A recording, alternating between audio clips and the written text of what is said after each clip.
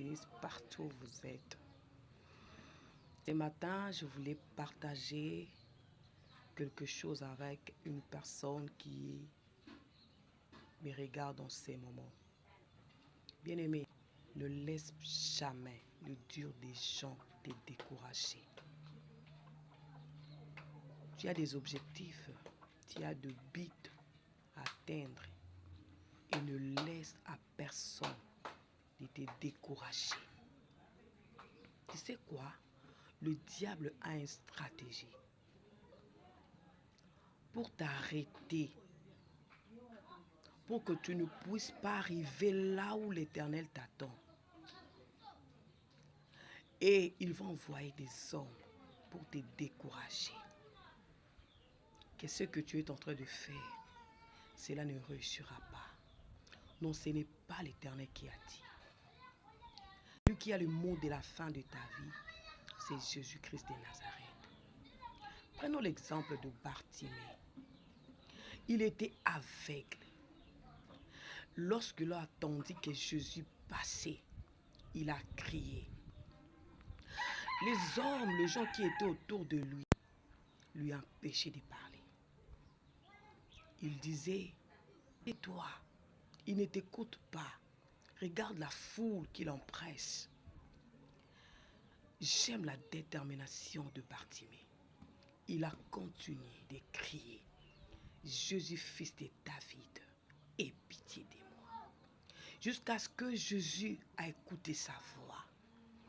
Bien-aimé, je sais qu'un jour, tu réussiras. Un jour, tu vas arriver. Un jour, tu seras victorieux, victorieuse. Et bien-aimé, la deuxième chose, le diable fera que les hommes te disent, tu ne sais pas que tu es aveugle. Tu ne sais pas que tu es célibataire. À ton âge, tu ne pourras plus se marier. À ton âge, tu n'auras plus d'enfants. À ton âge, il n'y aura pas de travail. Un jour, j'ai demandé à un homme de m'aider pour que je trouve un travail. Il me dit, dans notre structure, on ne prend pas les hommes qui dépassent 40 ans. Bien aimé, ça c'est les hommes. Ça c'est les hommes. Parce que même un président de la République, même s'il dépasse 60 ans, c'est possible qu'il devienne président. Même un homme, s'il dépasse 80 ans, une femme, c'est possible qu'il reçoit la sémence pour enfanter. Au exemple de Sarah. De Sarah, la femme d'Abraham. Elle avait plus de 80 ans, mais le Seigneur l'a visitée. Bien-aimé dans le Seigneur, ne te décourage pas à cause des dires des hommes. Parce que leur objectif, c'est pour t'arrêter. C'est pour te décourager, te déstabiliser.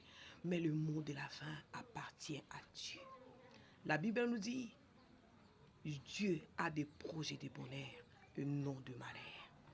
Et un jour, tu vas témoigner la grandeur de Dieu. Reste positif. Ne regarde pas ton passé. Ne regarde pas la réalité qui se présente devant toi. Ne regarde pas ta situation, mais regarde la parole de Dieu. Regarde la personne qui a fait la promesse. Regarde la personne qui est capable de te redonner la joie. Et prends courage. Lève-toi. Prie encore. Crois encore. Persévérer. Tu verras la gloire de Dieu. David a dit, moi je ne mourrai pas, je vivrai. Et je rencontrerai le sèvre de l'Éternel. Moi j'ai la foi. Même si tu n'as pas la foi, moi je crois à ta place. Tu vas témoigner. Tu vas témoigner. Le Dieu qui a créé le ciel et la terre est vivant. Le Dieu qui appelle en existence ce qui n'existe pas, il est vivant. Et ce matin, dimanche 25 janvier, je suis venue seulement te dire, n'écoute pas les dires des hommes, mais reste dans la parole de Dieu. Tu as des promesses et demain sera meilleur. Que Dieu vous bénisse. Que Dieu vous accorde la paix. Que Dieu vous accorde la joie. Que Dieu vous restaure. Car cette année, c'est une année de rétablissement. Dieu va rétablir tout ce qui était détruit dans ta vie. Si tu le crois, dis Amen. Au nom de Jésus-Christ de Nazareth. Que le Seigneur vous bénisse partout où vous êtes.